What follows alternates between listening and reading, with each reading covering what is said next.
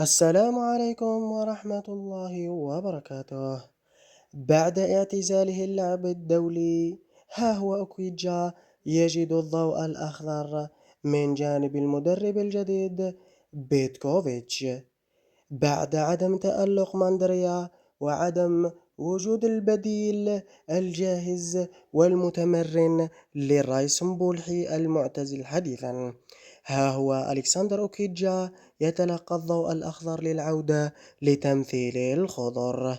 أوكيجا يعتبر من الحراس الجزائريين المتألقين في الدوري الفرنسي مع ناديه ميدز، ويعود آخر ظهور لأوكيجا في كأس إفريقيا المتوج معهم في 2019 بالذهب في مصر.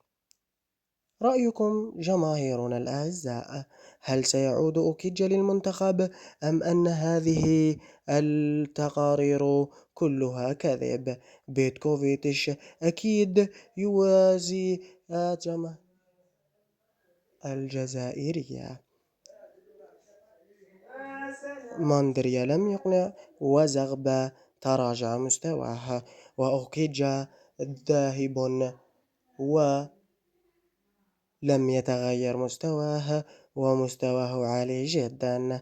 نرجو أن يعود أوكيجا إلى صفوف المنتخب الوطني لتدعيم حراس المرمى.